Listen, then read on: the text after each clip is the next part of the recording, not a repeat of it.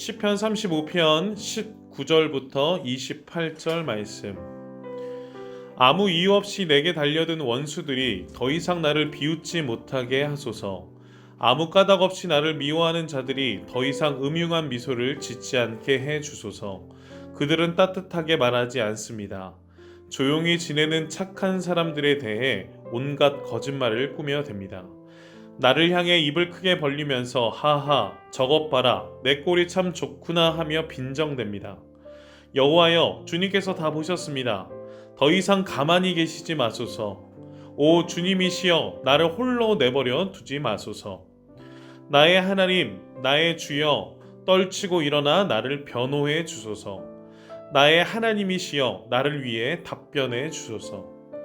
여호와 나의 하나님, 주님의 올바른 법을 따라 옳고 그름을 가려주시고 그들이 나를 비웃지 못하게 해 주소서.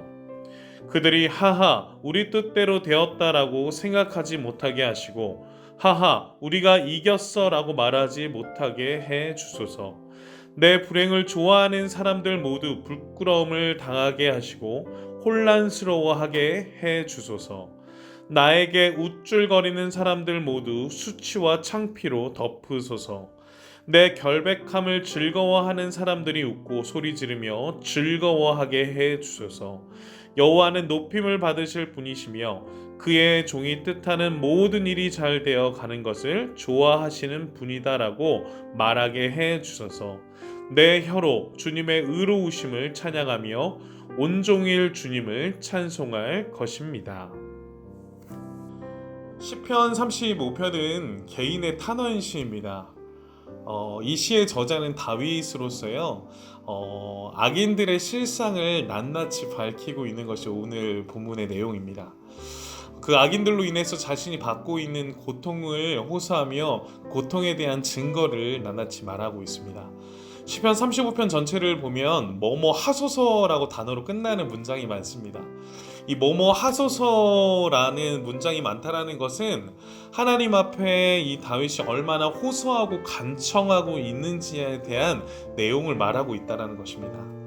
원수들의 재판장이신 하나님께 호소함으로 말미암아 그들이 패배하고 그들이 잘못된 것에 대한 그 이유에 대한 그 설명들을 다윗이 하고 있는 것입니다. 오늘 그 본문을 보면 그 공의로운 하나님께서 다윗 자신의 입장에 대해서 대변해 주시고 그 상대편이 몰락할 것에 대해서 다윗은 계속 간구하며 호소하고 있는 것을 오늘 본문을 통해 볼 수 있습니다.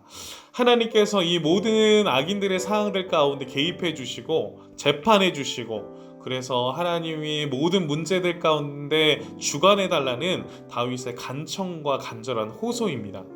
다윗이 모든 부분들 이런 악인들의 모습들 가운데 재판해 주시고 하나님께서 개입해 주기를 간청하고 호소한다.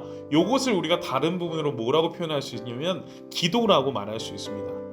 다윗은 그 간청과 호소로 불평을 얘기하는 것이 아니라 그 모든 일들 가운데 재판장 되시는 이 땅의 모든 것을 주관하시는 하나님 앞에 기도로 간청하고 호소하고 있는 것입니다.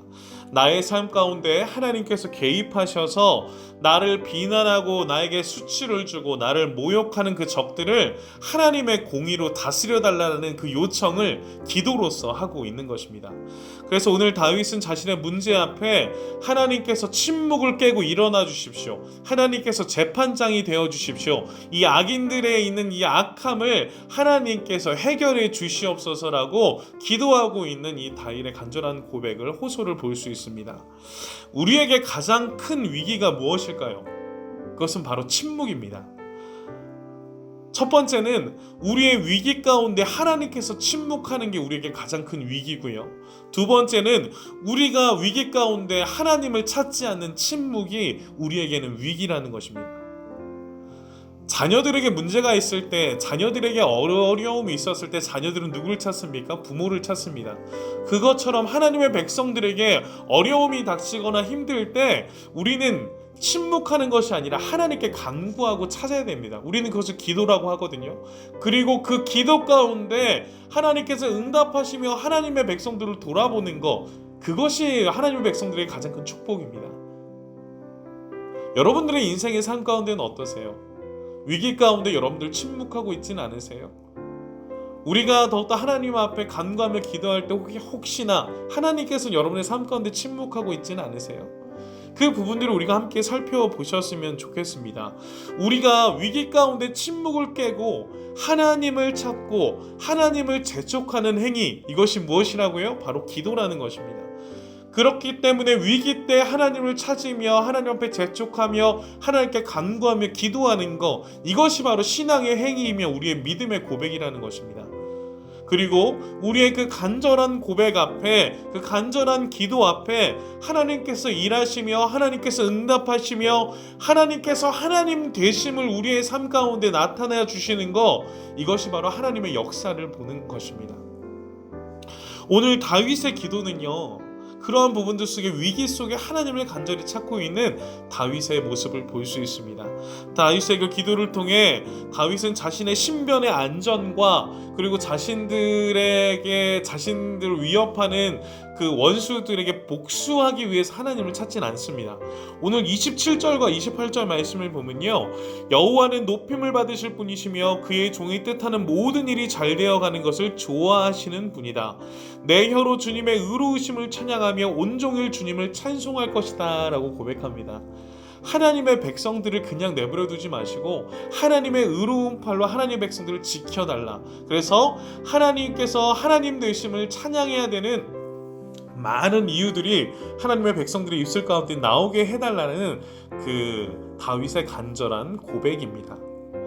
하나님의 백성을 돌아보시고 책임지시는 의로운 하나님을 찬송하겠다는 이 다윗의 고백처럼 하나님이 하나님 되시기 위한 하나님의 주권과 위대하심을 세상에서 인정받게 하고 있는 그 모든 행위가 바로 기도에서 출발한다는 겁니다.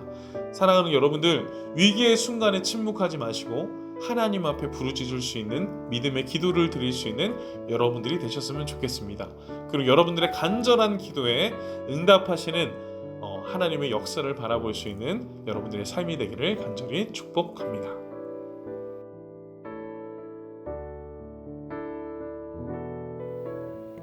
오늘 본문이 잘 이해되셨나요?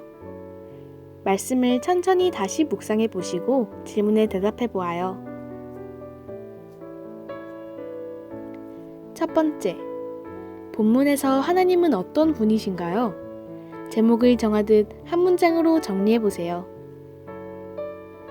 두 번째, 느낀 점을 적어 봅시다. 본문에서 느낀 점을 자유롭게 적어주세요. 세 번째, 적용을 구체적으로 해봅시다. 다짐이 아니라 실천 가능한 삶의 적용을 구체적으로 적어보세요. 네 번째, 기도 제목을 적고 기도해요. 묵상을 통해 삶의 변화를 위한 기도 제목을 적어보세요. 오늘도 말씀과 함께 하루를 시작하고 마무리하는 말씀의 세대가 되어요. 예수로 차지 10미닛이었습니다. 감사합니다.